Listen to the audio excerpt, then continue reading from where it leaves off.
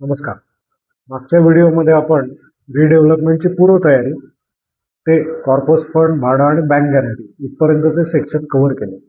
आता या व्हिडिओमध्ये आपण पुढचे सेक्शन बघूया. त्याचबरोबर एक नॉन कंजस्टेड आणि एक कंजस्टेड अशा दोन केस स्टडीज आपण बघूया. नमस्कार, मी आर्किटेक्ट ओमकार. आर्किटेक्चरल नॉलेजच्या नवीन व्हिडिओमध्ये मी तुमचं स्वागत करतो.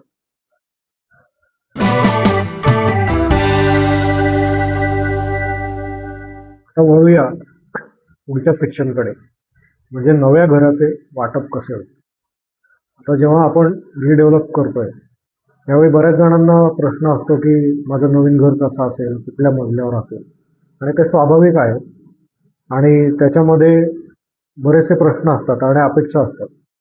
म्हणजे मजल्याची निवड कशी करणार, कारण आपण बरेचदा असं असतं की 25 वर्ष 30 वर्ष आपण त्या मजल्यावर राहतोय, मला त्या व्ह्यूची सवय आहे आणि मला या खिडकीत बसून ते व्ह्यू दिसतो, त्यामुळे मला तो व्ह्यू मिळेल का अशी शंका असते. त्याचबरोबर शेजारचे आणि ओळखीचे असतात की आमच्या शेजारी दाते राहत होते, आता ते दाते आमच्या शेजारी राहतील का, अशा काही काही शंका असतात, कारण मला त्यांची सवय आहे. त्याचबरोबर वास्तुशास्त्र हा एक पॉईंट ऑफ व्ह्यू असतो की आमच्या घरात आत्ता असं होतं. आता नवीन घरात जेव्हा आम्ही शिफ्ट होणार आहे तेव्हा हे वास्तुशास्त्र प्रमाणे किचन या बाजूला असेल का, लिव्हिंग रूम या बाजूला असेल का, एंट्रन्स या बाजूला असेल का, असे प्रश्न असतात.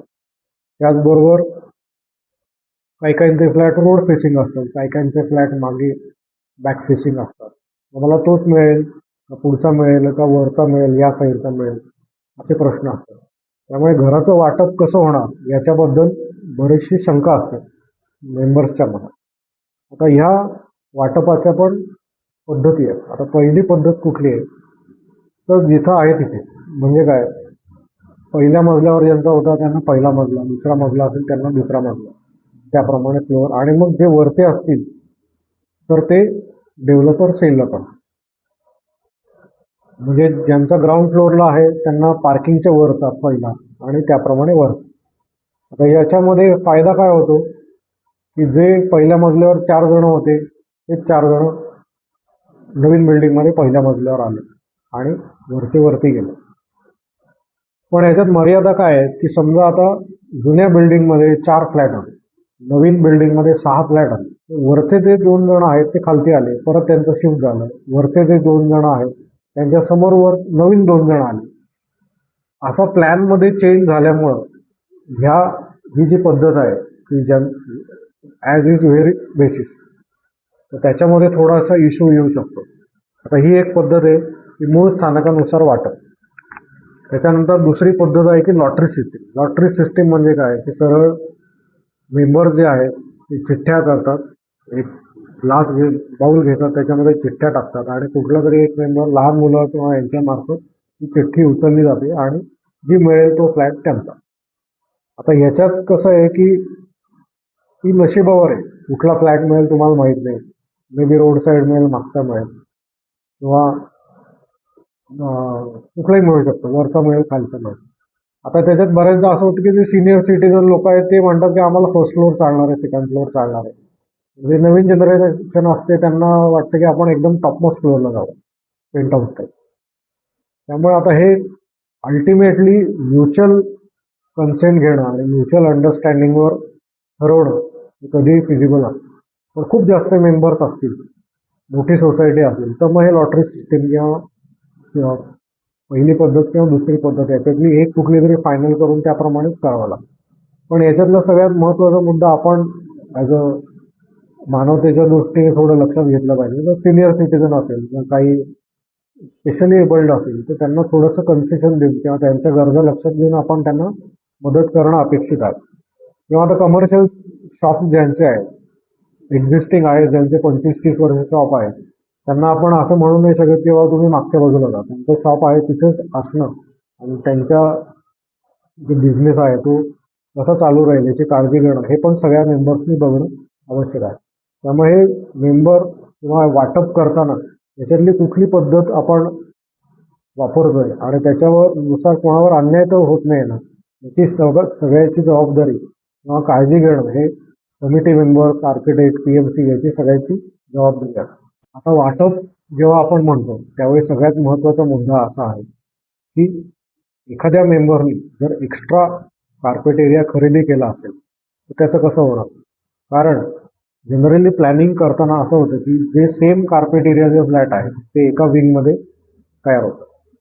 त्यामुळे त्याच्यावर जनरली काय आहे की त्या वाढीव जो कार्पेट एरिया आहे, समजा तुमचा कार्पेट एरिया 100 होता, फ्री कार्पेट एरिया 30 आहे, म्हणजे 130 झाला, पण मला 150 हवा, म्हणजे वरचे 20 स्क्वेअर फीट जो आहे तो मी विकत घेणार आहे आणि त्याच्यावर तो जो 20 स्क्वेअर फीट कार्पेट एरिया आहे तो बिल्डर मला कन्सेशनल रेटला देणार. आता हे जे कन्सेशनल रेट आहे आपण ते पहिलं जे कंपॅरेटिव्ह स्टेटमेंट जे बनवतो त्याच्यामध्ये पण ॲड करतो की आपण एरिया जो वाढीव घेणार आहे तो किती रेटने देणार, तर त्याच्यामध्ये पण असतं आणि आत्ता पण असतं वाटपाच्या वेळी.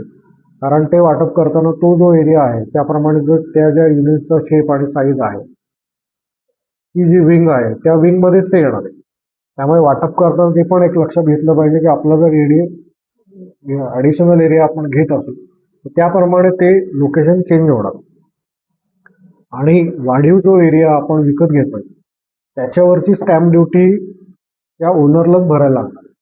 म्हणजे 20 स्क्वेअर फीट जो एरिया मी विकत घेतला त्याच्यावरचा जो रेटनं रेटनुसार जे मुद्रांक शुल्क असेल ते मला भरायला लागेल.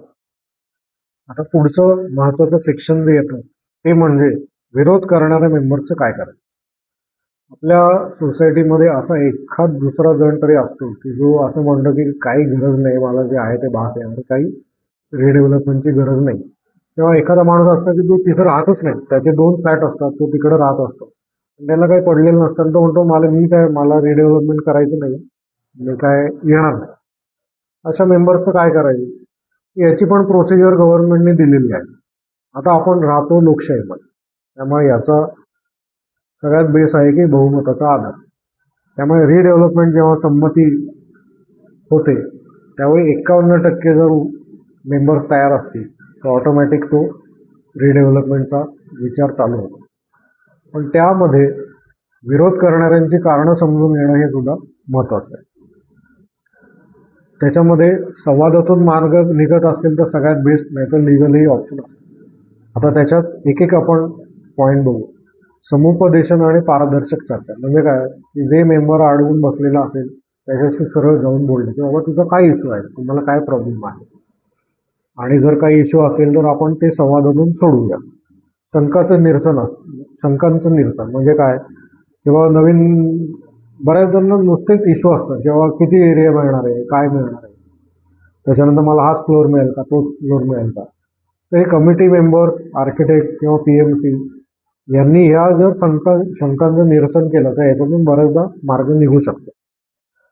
त्याच्यासाठी जे कायद्याने दिलं आहे की पहिल्यापासून नोंदी ठेवणं, पहिली मीटिंग, दुसरी मीटिंग, तिसरी मीटिंग, कोण कोण उपस्थित होतं, जर फिजिकली उपस्थित नसतील तर व्हिडिओ कॉन्फरन्सिंगद्वारे उपस्थित होते का, जर त्यांनी लेखी सही केली नसेल तर त्यांची मेल आली होती का, व्हॉट्सअपवर काही आलं होतं का, याच्या सगळ्याच्या नोंदी ठेवणं त्याच्यासाठी महत्त्वाचं असतं. आणि ह्याच्यातून जर संवादातून मार्ग जर निघाला नाही तर आपण कायदेशीर रित्या त्या मेंबरकडून कारणं मागू शकतो की बाबा तुझा प्रॉब्लेम काय आहे, तू मला लेखी कळव की तुमचे काय काय इश्यू आहेत. आता मी तुम्हाला एक आमचं झालेलं एक्झाम्पल सांगतो. आमचं डहाणूकर मधला प्रोजेक्ट होता आणि सगळ्या मेंबरपैकी एकच आजी आजोबा तयार नव्हते आणि सगळ्या मेंबरनी त्यांच्याशी बोलून बघितलं आणि ते काही तयार होईल. मग ते मला म्हटले की तुम्ही बोला, तुम्ही थर्ड पर्सन आहात किंवा कन्सल्टंट आहात म्हणून तुम्ही बोला. तर मी बोललो. आजोबांचं वय 82, आजींचं वय 80. मी त्यांना विचारलं काय प्रॉब्लेम काय आहे नक्की, कशाची भीती वाटते. पण मी त्यांना हे सगळी प्रोसिजर समजावून सांगितली, त्यांना पटलं, ते मान्य आहे. पण मला त्यांनी प्रश्न किंवा असं एक सांगितलं की मी जर या 2 वर्षात गेलो तर मला ठेवणार कुठे, मला माझ्या घरात जायचं. मला तो प्रश्न इतका जेन्युइन वाटला की बाबा ठीक आहे, म्हणजे त्यांचं वयच असं आहे किंवा त्या प्रश्नाचं माझ्याकडे पण उत्तर नव्हतं की काय, कोण उत्तर देणार त्याचं.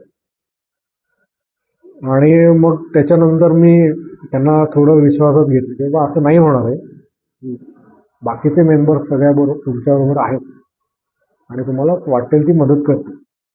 आणि हाच मुद्दा मी इतर मेंबर्सला सांगितला, त्यांनाही तो पटला. आणि त्यांचं जे काही काम होतं त्यांना कुठेही जावं लागलं नाही. सगळ्या मेंबर्स, जे तरुण मेंबर्स होते सोसायटीतले, त्यांनी त्याची पूर्ण जबाबदारी घेतली. त्यांचं शिफ्टिंग, त्यांचं डॉक्युमेंटेशन, त्यांचं टू अँड फ्रो भाडे, जे काही काम होतं त्या आजी आजोबांचं, ते सगळं त्यांनी केलं. विश्वास घेतला, विश्वासाने काम करून दिलं त्यांनी, आणि ते सगळं पूर्ण झालं. आता आजी आजोबा व्यवस्थित नवीन बिल्डिंगमध्ये राहतात. मग याचा हे सांगण्यामागचा उद्देश असा आहे की एक बिल्डिंग आहे, सगळे मेंबर्स एक आहेत, ऑलमोस्ट फॅमिलीसारखे आहेत, तर मोस्टली कायदेशीर प्रक्रियेकडे न जाता जर संवादातून मार्ग निघत असेल तर सगळ्यात ते चांगलं आहे. त्याच्यानंतर आता ठीक आहे, ही गोष्ट संपली. आता पुढचं कायदेशीर मार्ग सांगतो की बाबा ठीक आहे, हे जर नसेल झालं, संवादातून मार्ग नाही निघाला, तर कायदेशीर मार्ग काय? तर पहिलं आपण सब रजिस्ट्रारकडे कंप्लेंट करू शकतो. बाबा हा मेंबर निघत नाही, आमचे सगळे मेंबर्स तयार आहेत, ह्या मेंबरला इश्यू आहे, तर त्याची आपण तक्रार सब रजिस्ट्रारकडे करू शकतो. त्याच्यानंतर आर्बिट्रेशनकडे पण कंप्लेंट करू शकतो, आणि त्यांच्याकडून आपण लिगल नोटीस पाठवू शकतो एविक्शनची, की बाबा हे असं सगळ्या मेंबर्सचं ठरलेलं आहे, मेजॉरिटी डिसिजन झालेला आहे, त्यामुळे तुम्हाला आता हे जागा खाली करायला लागणार आहे. आणि असं नाही जर झालं, ह्याच्याही व्यतिरिक्त नोटीस पाठवणे जर तयार नाही झाला एखादा मेंबर, तर तुम्ही न्यायालयीन किंवा पोलिसाची मदत घेऊ शकता. किंवा असं असं सगळं झालेलं आहे, आम्ही नोटीस पाठवली आहे, आम्ही कंप्लेंट केलेली आहे, तरी एविक्शन होत नाही आहे, तर आम्हाला आता पोलिसाची मदत हवी, न्यायालयाची मदत हवी, प्रशासनाची मदत हवी. हे सगळं करून तुम्ही मेंबरला एविक्शन करण्यासाठी फोर्स करू शकता. पण याच्यासाठी सोसायटी मेंबर्स किंवा कमिटी मेंबरकडे पूर्ण डॉक्युमेंटेशन असणं सगळ्यात महत्त्वाचं आहे. त्यामुळे पहिल्या मीटिंगपासून सगळे डॉक्युमेंट्स ठेवत जाणं, त्याचा ट्रॅक रेकॉर्ड ठेवणं, हे सगळ्यात महत्त्वाचं आहे.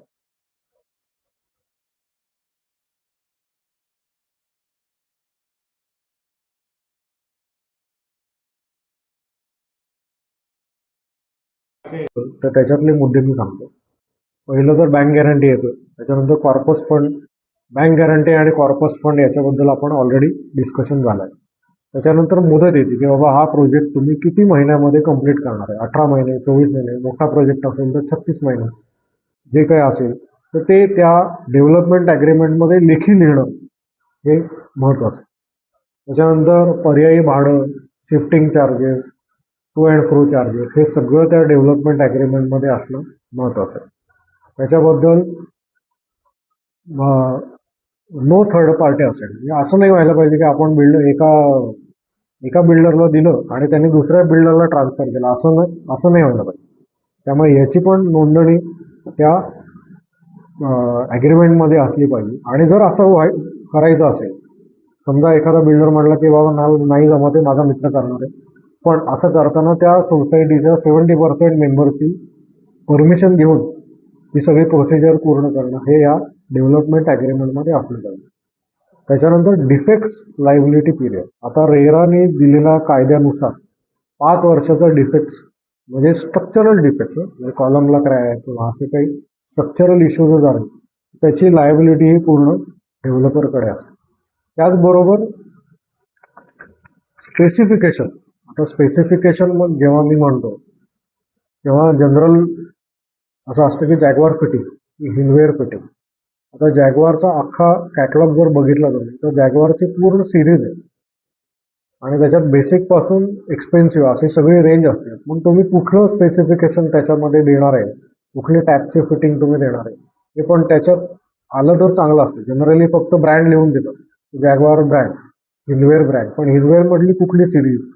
समजा फ्लोरिंग असेल, सिम्पोलोचं फ्लोरिंग असेल तर सिम्पोलोचं कुठलं, सिल्क फिनिश, हजारो फिनिश येते, vitrified, silk finish, satin finish, size काय, 2x4, 4x4, 4x6, कुठला साईज देणार आहे, कुठलं स्पेसिफिकेशन देणार आहे, हे सगळं त्याच्यात आलं पाहिजे.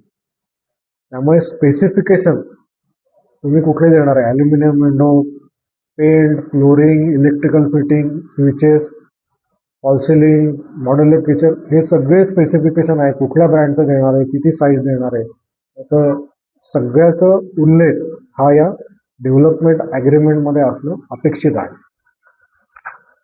पॉवर ऑफ अटर्नी म्हणजे काय की समजा एखादा डेव्हलपर सोसायटीने अपॉइंट केला तर पॉवर ऑफ अटर्नी म्हणजे जे बिल्डिंग परमिशन आहे, बिल्डिंग प्रोसिजर आहे ती सोसायटीच्या नावाने डेव्हलपर हे कॉर्पोरेशनला सादर करतो.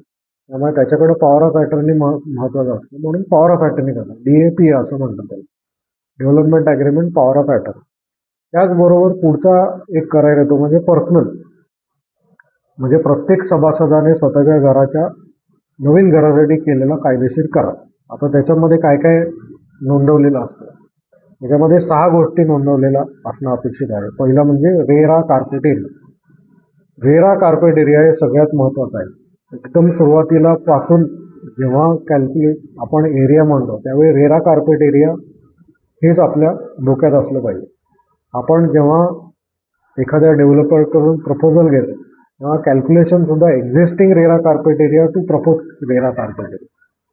आता पूर्वीचे जे ॲग्रीमेंट जर तुम्ही बघितले ना तर त्याच्यात खूप गोल गोल असतो. Buildup area, super buildup area, त्याच्यानंतर डॉक्युमेंटवरचा वेगळा एरिया असतो, ड्रॉइंगवरचा एरिया वेगळा असतो आणि ॲक्च्युअल जागेवरचा एरिया वेगळाच असतो.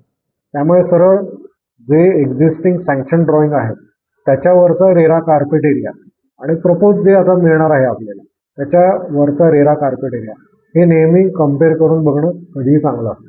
त्यामुळे आपण जेव्हा पर्सनल ॲग्रीमेंट करतो त्यावेळी पण रेरा कार्पेट एरिया त्याच्यात मेन्शन असणं हे सगळ्यात महत्त्वाचं. महारेराच्या वेबसाईटवर हे सगळे डिटेल्स अगदी छान एक्झाम्पल सकट उपलब्ध आहेत, ते तुम्ही चेक करू शकता. त्याच्यानंतर सदनिकेचं वर्णन म्हणजे विस्तार आणि एरिया, म्हणजे तो कुठल्या फ्लोअरवर आहे, त्याच्या आजूबाजूला इकडे तिकडे डावीकडे उजवीकडे काय काय आहे ते सगळे डिटेल्स, अलॉटमेंटचे डिटेल हे सगळे त्या पर्सनल ॲग्रीमेंटमध्ये असतात. त्याचबरोबर त्या एरियाप्रमाणे त्याची स्टॅम्प ड्युटी, त्याचं रजिस्ट्रेशन, वाढीव जर एरिया घेतला असेल तर त्या एरियावरची स्टॅम्प ड्युटी किती आहे त्याचं हे सगळं पर्सनल ॲग्रीमेंटमध्ये असतं. त्याच्यामध्ये अजून एक अट अशी आहे की जे ॲडिशनल एरिया जे आहेत म्हणजे जो सेल कंपोनंट आहे तो मॉर्गेज ठेवू शकतो, पण एक्झिस्टिंग मेंबरला जर मिळणारे फ्लॅट्स आहेत तो डेव्हलपर मॉर्गेज नाही ठेवू शकतो. याचा उल्लेख पण त्या पर्सनल ॲग्रीमेंटमध्ये असणं आवश्यक आहे. त्याच्यानंतर इंटरनल ॲमेनिटीज, जसं मी आधी सांगितलं की त्याच्यामध्ये काय काय आहे हे पण स्पेसिफिकेशन्स काय काय आहे हे सगळं त्या ॲग्रीमेंटमध्ये पाहिजे. आणि सगळ्यात महत्त्वाचं पार्किंग, ही पार्किंग कुठल्या लेवलला आहे, जर मेकॅनिकल पार्किंग असेल तर खालच्या लेवलला आहे का वरचं आहे, इंडिपेंडंट असेल तर कुठलं आहे, डिपेंडंट असेल तर कुठलं आहे, आणि जर डिपेंडंट असेल तर त्याची सोय काय आहे, EV चार्जिंग करणार असेल तर त्याची सोय काय आहे, हे सगळं त्या ॲग्रीमेंटमध्ये असणं अपेक्षित आहे. आता नोंदणी करार करताना सर्वसाधारण करायची किंवा महत्त्वाची काळजी काय आहे तर रजिस्ट्रेशन प्रिरिक्विजिट, हे सगळे कागदपत्र जोपर्यंत पूर्ण होत नाही तोपर्यंत प्लॉट व्हेकेट करू नये किंवा जागा सोडू नये, हे सगळ्यात महत्त्वाचं आहे. हे सगळं करत असताना आपला लिगल ॲडवायझर, सोसायटीचा लिगल ॲडवायझरला हे सगळे डॉक्युमेंट चेक करायला देणं हे सगळ्यात महत्त्वाचं आहे. जेव्हा एखाद्या डेव्हलपरकडून त्याचा ड्राफ्ट येतो तो ड्राफ्ट आपल्या वकिलाकडून चेक करून घेणं हे सगळ्यात महत्त्वाचं आहे.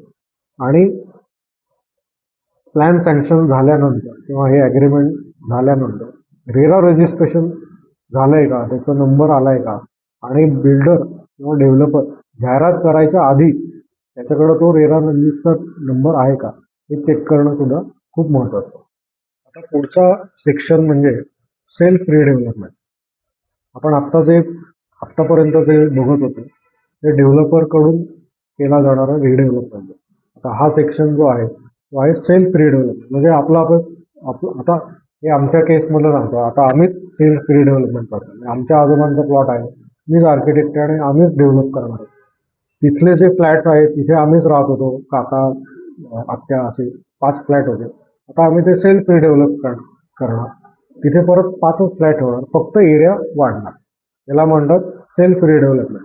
पण ह्याच्यात कसं आहे की ह्याचा पूर्ण खर्च हा आम्हीच करणार आहे, सँक्शन पण आम्हीच करणार आहे, कन्स्ट्रक्शन पण आम्हीच करणार आहे आणि राहणार पण आम्हीच आहे. याच्यात सेल कंपोनंट नाही किंवा याच्यात थर्ड पार्टी कोणी नाही, याला म्हणतात सेल्फ रिडेव्हलपमेंट. आता याचे फायदे काय आहेत ही सर्वाधिक अतिरिक्त जागा. म्हणजे आता जेव्हा बिल्डर कडून आपण जेव्हा रिडेव्हलपमेंट करून घेतो त्यावेळी त्याच्यात सेल कंपोनंट निघतो. त्यामुळे जो सेल कंपोनंटसाठी जी जागा लागणार आहे ती आपल्या मिळत नाही. आपल्याला 30% किंवा जो बिल्डर देणार आहे तेवढंच मिळतं. त्यामुळे जर आपण सेल्फ रिडेव्हलपमेंट केलं तर आपल्याला तो ॲडिशनल पूर्ण एरिया मिळू शकतो. आता हे कुठे लागू होतं? जसं समजा 9 मीटरपेक्षा छोटा रोड आहे आणि ॲक्च्युली असं झालंय की स्ट्रक्चरल फेल्युअर आहे किंवा बिल्डिंग खरंच जुनी झाली आणि खरंच त्याला रिडेव्हलपमेंटची गरज आहे. सगळे मेंबर्स तयार आहेत आणि सगळ्या मेंबर्सनी ठरवलं की बाबा आपण आता रिडेव्हलप करू, भले आपल्याला FSI वाढीव नाही मिळाला तरी चालणार. त्या केसमध्ये हे सेल्फ रिडेव्हलपमेंट होऊ शकतं. त्याचा दुसरा नफा असा आहे की संपूर्ण नफा म्हणजे जो काही समजा 4 फ्लॅट होते एक्झिस्टिंग सोसायटीचे आणि त्या 4 जणांनी मिळून रिडेव्हलप केलं आणि 8 फ्लॅट झाले, तर उरलेल्या जे 4 फ्लॅट विकून जो कंप्लीट नफा आहे तो पूर्ण त्या सोसायटीला मिळेल.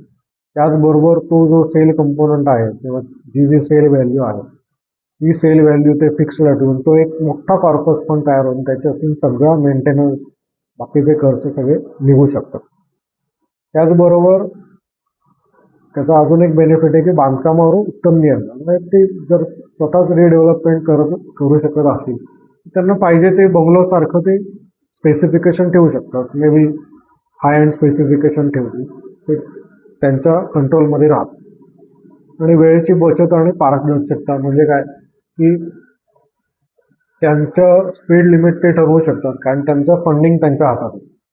ते फंडिंग करतील, तेच कॉन्ट्रॅक्टर ठरवतील आणि त्याप्रमाणे पूर्ण प्रोजेक्ट कंप्लीट होईल. आणि त्याच्यामध्ये ट्रान्सपरन्सी नाही की आम्हीच डेव्हलप करतोय आणि आम्हीच वापरणार आहे. त्याच्यामध्ये थर्ड पार्टी नाही. त्यामुळे सेल्फ रिडेव्हलपमेंट हे कधीही फायद्याचं असतं. त्यामुळे तुम्ही जर करत असाल तर नक्की त्याचा विचार करा. आता ह्या सेल्फ रिडेव्हलपमेंटसाठी निधी कसा उभा राहतो? तर सेल्फ रिडेव्हलपमेंटसाठी बँक कर्ज देते आणि त्याच्यामध्ये जो प्लॉट आहे तो बँक मॉर्गेज ठेवते आणि त्याच्या अगेन्स्ट जे प्लॅन सँक्शन झाला आहे आणि ब्लँक प्लॉट एरिया या दोन्ही मॉर्गेज ठेवून बँक कन्स्ट्रक्शनसाठी जागा देते.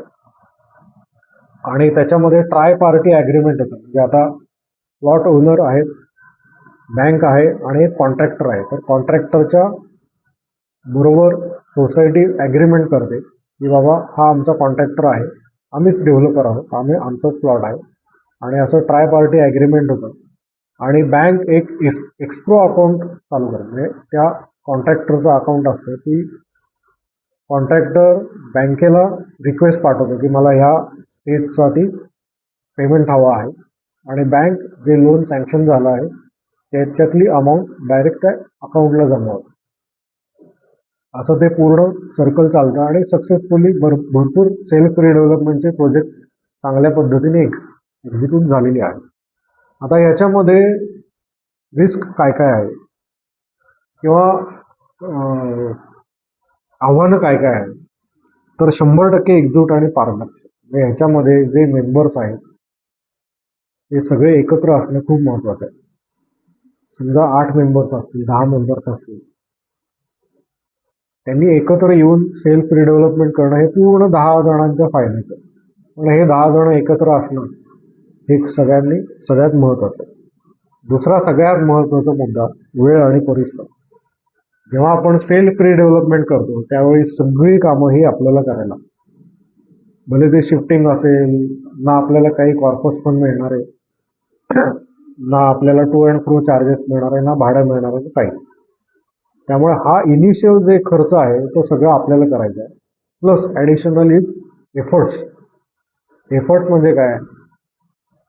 आर्किटेक्ट अपॉइंट करणं, वकिलाबरोबर कोऑर्डिनेट करणं, कॉन्ट्रॅक्टर बरोबर कोऑर्डिनेट करणं, ड्युरिंग कन्स्ट्रक्शन सुपरविजन, हे सगळी जी कामं आहेत आणि खूप कामं असतात. अगदी साधं काम सांगायचं तर साधे आपले घरगुती वापराचे मीटर सरेंडर करणं, कन्स्ट्रक्शन मीटर घेणं, कंप्लीट झाल्यानंतर कन्स्ट्रक्शन मीटर सरेंडर करणं आणि परत रेसिडेन्शियल मीटर घेणं, कॉमन मीटर घेणं, अशी जी छोटी छोटी कामं आहेत ही सगळी कामं ह्या सेल्फ रिडेव्हलपमेंट करताना सगळ्या मेंबर्सला करावी लागतात किंवा चेअरमन सेक्रेटरी जे काय असतील त्यांना करायला लागतात. त्यामुळे हे वेळ, टाईम अँड मॅनेजमेंट हे जर सगळे एकत्र मिळून करणार असतील तर सेल्फ रिडेव्हलपमेंट कधीही बेनिफिशियल असतं. त्याचबरोबर त्याच्यात सेल कंपोनंट पण येतात. जर समजा 2 फ्लॅट विकणार असतील तर तो विकणार कसे, कोण विकणार, त्याच्यातला डिव्हिजन कसं होणार, त्याचं टॅक्सेशन कसं होणार, त्याच्यासाठी CA अपॉइंट करून त्याच्याकडून ती सगळी माहिती घेणं हे सुद्धा खूप महत्त्वाचं असतं. त्यामुळे सेल्फ रिडेव्हलपमेंट त्याच्यासाठी पण महाराष्ट्र शासनाचा हा एक वेगळा GR आहे. त्याच्यामध्ये सगळं डिटेलमध्ये दिलेलं आहे. त्याची प्रोसिजर कशी असावी, त्याच्यामध्ये काय काय करावं, त्याचे फायदे काय, त्याच्यावर सूट काय आहे, हे सगळं या PDF मध्ये दिलेलं आहे. या PDF ची लिंक मी खालती डिस्क्रिप्शनमध्ये दिली आहे, त्याच्यातून तुम्ही डाउनलोड करू शकता. त्याच्यानंतर आता येऊया आपण सगळ्यात शेवटचा प्रश्न सेक्शन, म्हणजे FAQ, नेहमी विचारले जाणारे प्रश्न. पहिला प्रश्न, आता हे मला जे विचारले जातात त्याप्रमाणे मी घेतलेले आहे. तुम्हाला जर काही प्रश्न असतील तर तुम्ही खालती कमेंटमध्ये सांगा, त्याला मी उत्तर द्यायचा प्रयत्न करतो. आता माझ्या जुन्या घरावर बँकेचं गृहकर्ज चालू आहे, तर मला फ्लॅटचा पुनर्विकास होऊ शकतो? ऑब्व्हियसली होऊ शकतो. तुमचा जो फ्लॅट बँकेकडे मॉर्गेज आहे तसा काही इश्यू येत नाही. तुम्ही बँकेकडून NOC घेऊ शकता आणि त्याच्यानंतर तुमचा जो डेव्हलपमेंट ॲग्रीमेंट होईल ते सगळं बँकेला सादर करून बँकेकडून NOC घेऊ शकता तुम्ही, आणि त्याच्यानुसार तुम्ही रिडेव्हलपमेंटला जाऊ शकता. पण त्याच्यासाठी बँकेची NOC असणं फार महत्त्वाचं आहे आणि बँकेला हे तुम्हाला सगळे ब्ल्यूप्रिंट, नवीन बिल्डिंगचं सँक्शन प्लॅन हे सगळं सादर करायला.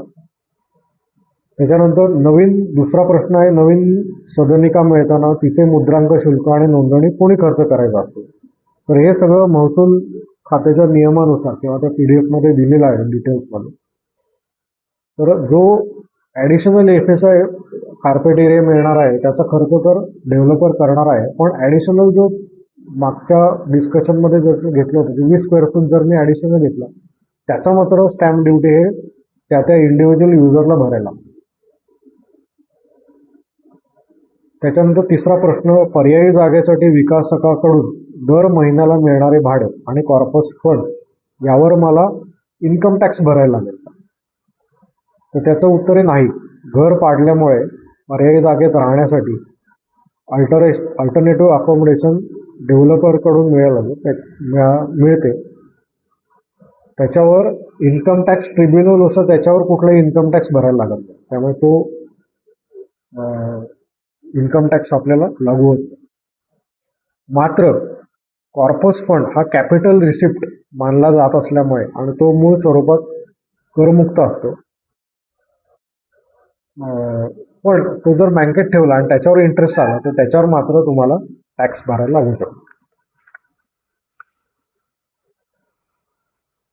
चौथा प्रश्न आपण घेतलाय, नवीन इमारत उभी राहिल्यावर आमचा मालमत्ता कर वाढेल का? ऑब्व्हियसली होय. आपण आधी पण डिस्कस केलंय की प्रॉपर्टी टॅक्स हे जेव्हा नवीन बिल्डिंग होते त्यावेळी तेव्हाचा जो कार्पेट एरिया आहे आणि तेव्हाचा जो रेडी रेकनर आहे आणि त्या महानगरपालिकेने जे ठरवलेले रेट आहे त्याप्रमाणे तो प्रॉपर्टी टॅक्स कॅल्क्युलेट होणार आणि तो नवीन हिशोबानेच कॅल्क्युलेट होणार. फक्त त्याच्यात एकच बेनिफिट असा आहे की जो मेंटेनन्सचा खर्च आहे तो जर एक्झिस्टिंग मेंबर्स आहे, बिल्डिंग मेंटेनन्सचा खर्च हा कॉर्पस फंडमधून निघू शकतो. त्याच्यानंतर पुढचा प्रश्न आपण असा घेतला आहे की जर आमच्या इमारतीमध्ये ग्राउंड फ्लोअरला शॉप्स असतील तर त्याच्यासाठी काही वेगळे नियम आहेत. तर ऑब्व्हियसली जर व्यावसायिक गाळे असतील तर त्याच्यासाठी कमर्शियलच्या बदल्यात कमर्शियल असा नियम जनरली असतो आणि त्यांच्यासाठी प्रपोर्शनेटली भाडं आणि कॉर्पस फंड हे सुद्धा वेगळं असतं. पुढचा प्रश्न आहे असा घेतला आहे की जर आमची नोंदणीकृत संस्था नसून जर वाडा किंवा कौटुंबिक मालकीची जागा असेल तर त्याच्यासाठी नियम वेगळे आहेत का? तर त्याच्यासाठी पण नियम वेगळे आहेत, कारण कोऑपरेटिव्ह हाऊसिंग सोसायटीवरती सहकार खात्याचा सेक्शन 79 जो आपण आधी डिस्कस केला तो लागू होतो. पण फॅमिलीची प्रॉपर्टी असेल किंवा अपार्टमेंट असेल तर त्याला ते नियम लागू होत नाही आणि त्याच्यासाठी डेव्हलपमेंट ॲग्रीमेंटमध्ये वेगळे नियम आहेत आणि त्याच्यासाठी पार्टिशन डीड असलेलं डॉक्युमेंट लागतं. त्याच्यानंतर रिडेव्हलपमेंट चालू असताना मी माझं प्लॉट दुसऱ्याला विकू शकतो? ऑब्व्हियसली हो. जर रिडेव्हलपमेंट चालू असेल तर त्याच्यासाठी दोन अटींची पूर्तता लागते. पहिलं तर डेव्हलपमेंट ॲग्रीमेंट झालेलं असलं पाहिजे आणि परमनंट ॲग्रीमेंट DA आणि PA झालेलं असलं पाहिजे. तर त्या केसमध्ये तुम्ही सोसायटीची NOC घेऊन तो फ्लॅट तुम्ही दुसऱ्याला विकू शकता. त्याच्यानंतर पुढचा प्रश्न असा घेतला की नव्या इमारतीत पार्किंगवरून पुन्हा वाद निर्माण होऊ नये यासाठी पार्किंगचे वाटप कसे केले जाते? तर जेव्हा आपण परमनंट ॲग्रीमेंट करतो किंवा पर्सनल ॲग्रीमेंट करतो त्यामध्येच हे नोंदवलेलं असतं की कोणाचं पार्किंग कुठलं असणार, ग्राउंडला असणार आहे, जर मेकॅनिकल पार्किंग असेल तर खालचं किंवा वरचं, हे सगळं आपण त्या पर्सनल ॲग्रीमेंटमध्ये नोंदवलेलं असतं. त्याच्यानंतर महत्त्वाचा प्रश्न की जर डेव्हलपरनी काम मध्येच अर्धवट सोडलं तर काय करणार? तर त्याच्यासाठीच आपण बँक गॅरंटी हा मुद्दा आपण डेव्हलपमेंट ॲग्रीमेंटमध्ये पकडलेला आहे. कारण डेव्हलपमेंट जेव्हा बँक गॅरंटी आपण घेतो याच्यासाठीच असते की ती नॅशनलाइज बँकेची हमी असते आणि जर काही अनफॉर्च्युनेट रिझननी काम थांबलं तर आपल्याला ती बँक गॅरंटी विड्रॉ करता येते. ती ॲज अ लिक्विड कॅश असते आणि आपण ती पुढच्या कामासाठी किंवा दुसरा कॉन्ट्रॅक्टर डेव्हलपर अपॉइंट करण्यासाठी वापरू शकतो. आता पुढचा प्रश्न असा आहे की आमची सोसायटी नाही, आमचे अपार्टमेंट, तर काय होईल? हे नियम लागू होतील का? तर बेसिकली फरक असा आहे की सोसायटी रजिस्ट्रेशनचे दोन प्रकार आहेत. एक तर कोऑपरेटिव्ह हाऊसिंग सोसायटी किंवा अपार्टमेंट कंडोमिनियम. तर याच्यासाठी दोन्ही वेगवेगळे नियम. कोऑपरेटिव्ह हाऊसिंग सोसायटीसाठी हे शासनाचे सहकारी संस्था आणि अधिनियम 1960 आहे आणि अपार्टमेंटसाठी अपार्टमेंट ओनरशिप कायदा 1970 आहे. तर ह्या दोन्हीमध्ये खूप वेगवेगळा फरक आहे. म्हणजे सोसायटी जेव्हा सोसायटी रजिस्ट्रेशन होते त्यावेळी प्रॉपर्टी कार्डावर सोसायटीचं नाव येतं आणि अपार्टमेंट म्हणजे काय? तर अपार्टमेंट जेव्हा होते त्यावेळी ते त्या लँडवर त्यांचा जो प्लॉट एरिया आहे आणि त्यांचा जो अपार्टमेंटचा एरिया त्यांचा सेम प्रपोर्शनेटली शेअर हा लँडमध्ये पण असतो. ओनरशिप लँडची ही अपार्टमेंटमध्ये पण असते आणि प्लॉटमध्ये पण असते आणि त्यांच्यामध्ये हे डीड ऑफ पार्टिशन होतं आणि त्याच्यामध्ये हे सगळं नोंदवलेलं असतं की अपार्टमेंटचा एरिया किती आहे, प्लॉट एरिया किती आणि त्यांचा शेअर किती. हा त्याच्यातला बेसिक फरक आहे. आता जर आपल्याला अपार्टमेंटचं रिडेव्हलपमेंट करायचं असेल त्याच्यासाठी काय काय लागतं? तर आधीचा नियम होता की असा होता की 100% परमिशन, 100% लोकांची संमती घेणं अपेक्षित आहे. पण आता तो नियम बदलला आहे आणि जर बिल्डिंग 30 वर्षापेक्षा जुनी असेल आणि जर त्याचा रिडेव्हलपमेंट करायचं असेल तर सेम जसं सहकारी संस्थांचं आहे 51% लोकांची सहमती आणि त्याच्यानुसार आपण ते रिडेव्हलपमेंटला जाऊ शकतो. आणि त्याच्यामध्ये पण जशी आपण सोसायटीची प्रोसिजर बघितली की कमिटी स्थापन करणं आणि पुढची सगळी प्रोसिजर, त्याचप्रमाणे यांची पण अपार्टमेंटची पण प्रोसिजर करणं बंधनकारक आहे. म्हणजे काय? पहिल्यांदा बोर्ड ऑफ मॅनेजर आपण नेमतो, त्याच्यानंतर स्पेशल जनरल मीटिंग होते आणि त्याच्यानंतर डीड ऑफ डिक्लेरेशन प्रमाणे आपण एक एक स्टेप पुढे जाऊन डेव्हलपर अपॉइंट करेपर्यंतची स्टेप फॉलो करू शकतो. आतापर्यंत आपण रिडेव्हलपमेंटची पूर्ण प्रोसिजर बघितली. आता आपण चेकलिस्ट बघू आणि त्याच्यात फास्टमध्ये काय काय टप्पे येतात ते एकदा बघू. टप्पा पहिला म्हणजे सुरुवात आणि प्राथमिक निर्णय. सोसायटीमध्ये किमान 20% सभासदांची कमिटीकडे रिडेव्हलपमेंटसाठी लेखी मागणी, म्हणजे जे सोसायटीचे चेअरमन आणि सेक्रेटरी आहेत त्यांच्याकडे मागणी.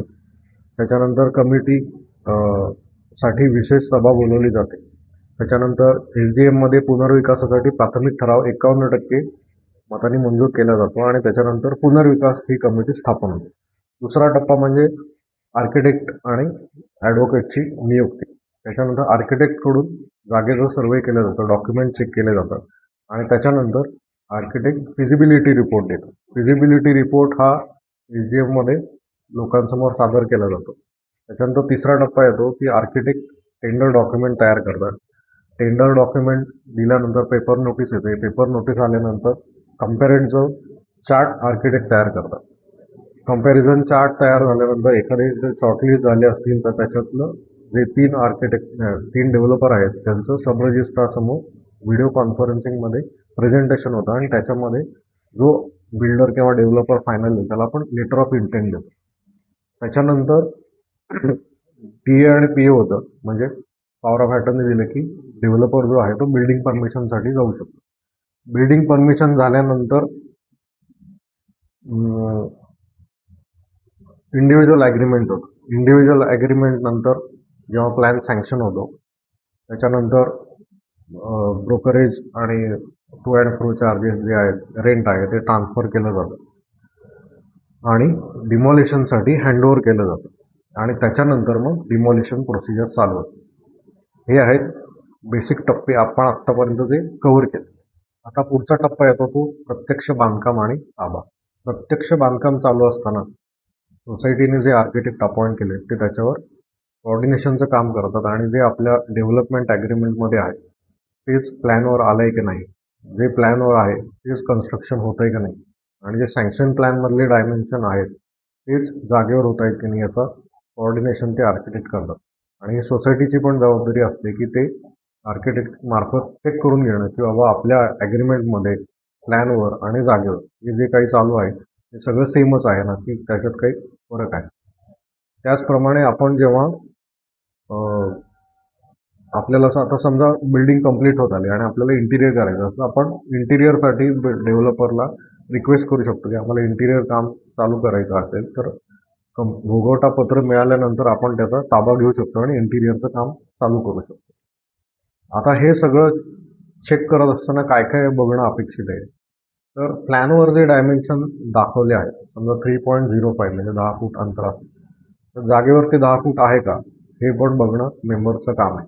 आता मे बी त्याच्यामध्ये 1-2 इंचाचा फरक पडू शकतो, कारण जेव्हा आम्ही प्लॅनवर दाखवतो तेव्हा 6 इंचची किंवा 150 mm वॉल दाखवतो, पण जागेवर जेव्हा बांधतो त्यावेळी ते प्लास्टरमध्ये थोडंफार थिकनेसमध्ये फरक पडतो. त्यामुळे अगदी 3.05 जागेवर मिळेलच अशी काही गॅरंटी नाही, पण साधारण तेवढं अंतर मिळतं आहे का, जो रेरा कार्पेट एरिया ॲग्रीमेंटमध्ये आहे किंवा ड्रॉइंगवर आहे तो जागेवर आपल्याला मिळतो आहे का, त्याच्यात काही अल्टरेशन केले ते आपल्या मेंबर्सनी चेक करणं सुद्धा अपेक्षित आहे.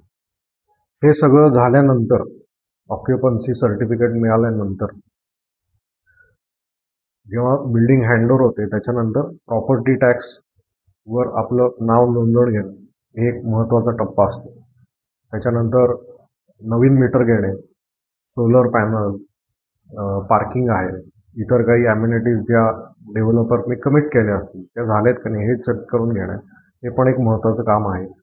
आणि हे सगळं झाल्यानंतर सगळ्यात महत्त्वाची गोष्ट म्हणजे कन्व्हेन्स डीड लगेच करून घेणं. जेव्हा बिल्डिंग झाली आहे आणि किंवा ऑक्युपन्सी सर्टिफिकेट आला आहे, ताबा घेतला आहे लोकांनी, त्याच वेळी लगेच कन्व्हेन्स डीडची प्रोसिजर करून घेणं हे खूप महत्त्वाचं आहे. कन्व्हेन्स डीड झालं तुमचं प्रॉपर्टी कार्डावर नाव, कारण त्याला वेळ लागतो. कन्व्हेन्स डीड ही मोठी प्रोसिजर आहे आणि ती जर डेव्हलपरच्या मदतीनं केलं तर ती लवकर पुढे होऊ शकते. त्यामुळे कन्व्हेन्स डीड लगेच करून घेणं आणि प्रॉपर्टी कार्डावर आपल्या सोसायटीचं नाव येणं हे खूप महत्त्वाचं आहे. इतर ॲम्युनिटीज बरोबर म्हणजे सोलर पॅनल असतील, PV सोलर असतील किंवा लिफ्ट बॅकअप असेल, तर त्याचबरोबर माझ्या दृष्टीने महत्त्वाचं आहे म्हणजे झाडं. तर आपल्या प्लॉटवर झाडं असणं खूप आवश्यक आहे. ती एक्झॉटिक नाही तर ती नेटिव्ह प्लांट्स म्हणजे आपल्या इथली इंडिजिनियस झाडं असणं खूप महत्त्वाचं आहे. त्या नेटिव्ह प्लांट्सची यादी आहे आणि ती पण मी PDF खालती डिस्क्रिप्शनमध्ये देतो. कारण हे निसर्गातलं फक्त आपलं घर नाही आहे, तर पक्ष्यांसाठी पण घर असावं म्हणून झाडं असणं खूप महत्त्वाचं आहे. आणि प्रत्येक प्लॉटवर मिनिमम जितकी जास्त असतील तेवढी झाडं असणं महत्त्वाचं आहे आणि ती नेटिव्ह असणं महत्त्वाचं. त्याच्यानंतर अजून एक रिक्वायरमेंट माझ्याप्रमाणे वाटते की rain water harvesting. Rain water harvesting ही अतिशय महत्त्वाची गोष्ट आहे आणि ते प्रत्येक प्लॉटवर प्रत्येकाने करणं अपेक्षित आहे. आणि रेन वॉटर हार्वेस्टिंग करताना पण ते टेक्निकली होईल याची काळजी आपण सगळ्यांनी घेतली पाहिजे. टेक्निकली साऊंड म्हणजे काय की नुसतं बोर मारलं आणि त्याच्यात पाणी सोडून दिलं आणि ते जाते खाली असं नाही, तर ते प्रॉपर फिल्ट्रेशन व्हायला पाहिजे. अंडर वॉटर लेवल तयार व्हायला 6-8 महिने लागतात ते पाणी मुरायला. आपण बोर चालू केलं की 1 मिनिटात पाणी वर येतं. त्यामुळे ते आपण जेव्हा डायरेक्ट बोरमधून सोडतो तर ते फिल्ट्रेशन होत नाही आणि ते प्रॉपर फिल्ट्रेशन होऊन खालती जाण्यासाठी एक प्रॉपर सिस्टीम असते, त्याच्यासाठी फिल्ट्रेशन असतं. म्हणून रेन वॉटर हार्वेस्टिंग करून घेणं, एक वेळ तुम्ही एखादी ॲम्युनिटी कमी घ्या, पण रेन वॉटर हार्वेस्टिंग आणि झाडं हे खूप महत्त्वाचं आहे. या 2 व्हिडिओमध्ये आपण रिडेव्हलपमेंटची पूर्ण प्रोसिजर बघू आणि ही पूर्ण प्रोसिजर मी या पुनर्विकास मार्गदर्शिकामध्ये समाविष्ट केलेली आहे. ही मराठीमध्ये आहे, अतिशय सोप्या भाषेत आहे आणि जर तुम्हाला ही विकत घ्यायची असेल तर त्याची लिंक मी खालती डिस्क्रिप्शनमध्ये दिली आहे. रिडेव्हलपमेंट ही खूप मोठी प्रोसिजर आहे आणि याच्यामध्ये सोसायटी आणि डेव्हलपर एकत्र मिळून काम करतात. आता डेव्हलपरचं काम काही सोपं आहे का?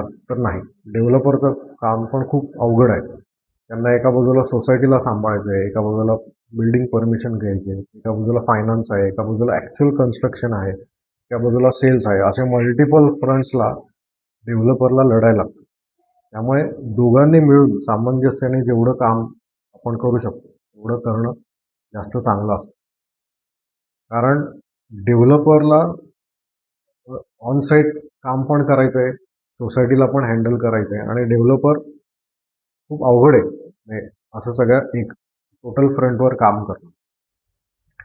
तर या व्हिडिओमध्ये इतकंच आपण थांबूया. माझी अशी अपेक्षा आहे की रिडेव्हलपमेंटची प्रोसिजर आता बऱ्यापैकी क्लिअर झाली असेल. एखादा मुद्दा राहिला असेल तर तो तुम्ही खालती कमेंटमध्ये सांगू शकता. त्याच्यावर आपण अजून क्लॅरिफिकेशन करायचा मी प्रयत्न करेन. या व्हिडिओमध्ये इतकंच. भेटूया पुढच्या व्हिडिओमध्ये. हा जर व्हिडिओ आवडला असेल तर लाईक करा, शेअर करा आणि सबस्क्राईब करा. आर्किटेक्चर, रिअल इस्टेट आणि कन्स्ट्रक्शनसाठी अशा व्हिडिओसाठी आर्किटेक्चरल नॉलेज या माझ्या चॅनलला सबस्क्राईब करा. भेटूया पुढच्या व्हिडिओमध्ये. धन्यवाद.